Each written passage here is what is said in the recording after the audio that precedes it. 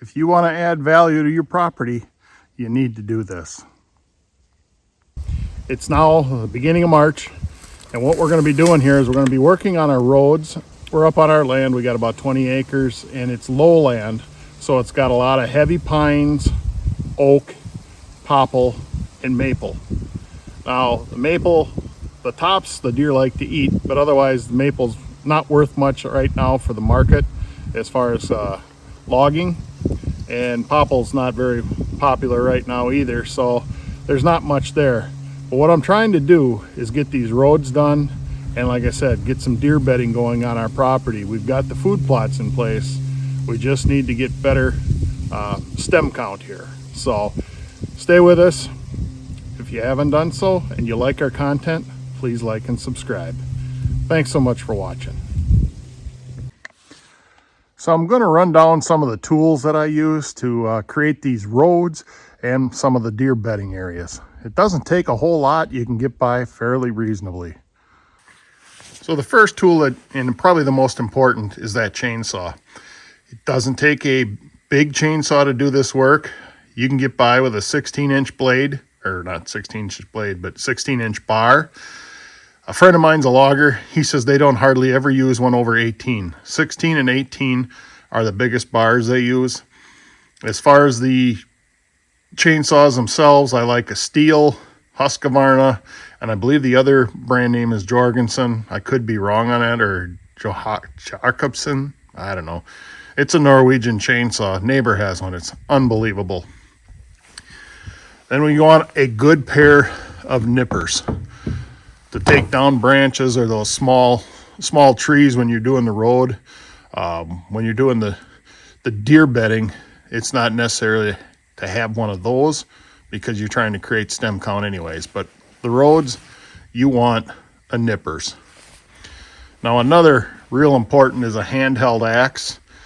Unfortunately, that was left behind. An axe is another real important tool when you're doing these roads. Now, as far as safety is concerned, get yourself a good pair of chaps. You can find those on Amazon at a good price. It's probably the best insurance you can have when working with a chainsaw, is a good pair of chaps. Then you'll want the helmet and a set of earmuffs. You don't have to have the all-in-one. I do. My kids bought that for me for Christmas, and I sure like it. And here's a hack that you're going to want. I went to Harbor Freight and I bought a tool belt. In that tool belt, I'm going to keep my chainsaw file. I can put my water. I can put oil. I can put the can, those small cans of gas, so I don't have to carry in a big container with them. That fits right in here within that pouch. I can carry my the small axe, mallet, and a wedge if I need it, to knock down a big tree. But in this case, we are not going to be knocking down any big trees.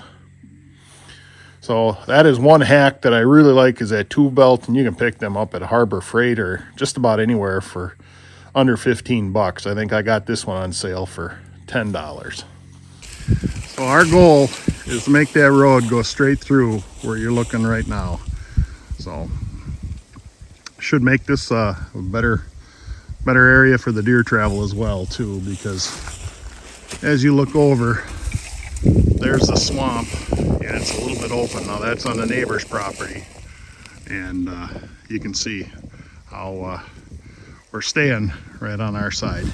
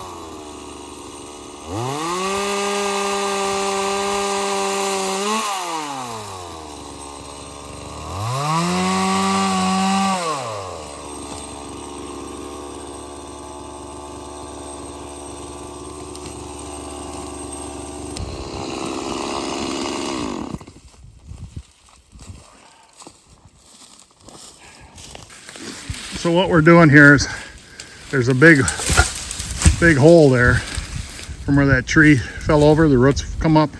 So we're just going to throw these big old logs in there. That way nobody falls in, maybe walking through in the dark or anything like that, or the ATV gets sucked in there when it gets wet back here.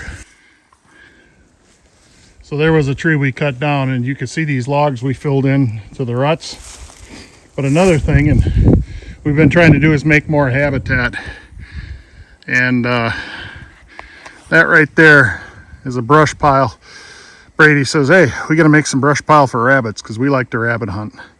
And he's got some young ones coming up that they want to get into hunting. His daughter Evelyn's a nut for shooting archery, and she wants to sit with Grandpa this year. So we're making, with the tops, cover for the rabbits.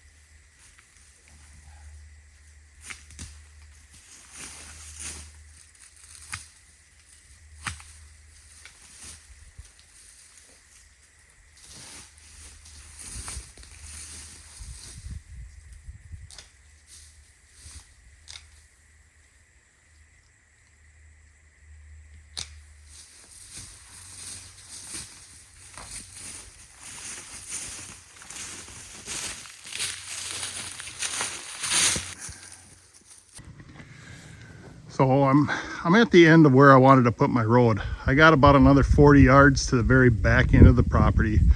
It gets pretty rough back there. So if we get a deer, or I really need to be back there, I want to be there by foot. But as you can see, we've got a road, and it doesn't take a whole lot of equipment. You can see that the road kind of twists and turns. And again, it doesn't take a lot of tools, just a little manpower, you know, and ingenuity on your own part. You don't need to take down big trees like that one right there. It just doesn't need to happen. Now, when you're creating deer bedding, that's a totally different story. But roads, just find the smaller trees to remove, like either one of these. These are fine, but bigger trees are unnecessary.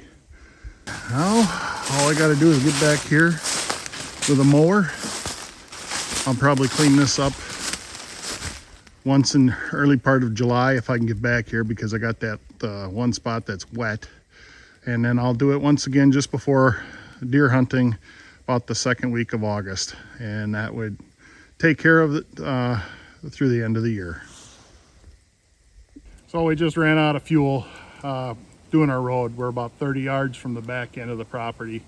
And I'm gonna come tomorrow, finish up the TSI, and then we'll do some deer bedding and stuff. But with the help of my son Brady, it's been phenomenal getting this road done. It's something I've wanted to do for about the last 4 or 5 years, and perfect weekend for it. So as Brady will show you, you can see as he comes over here how our road comes down through.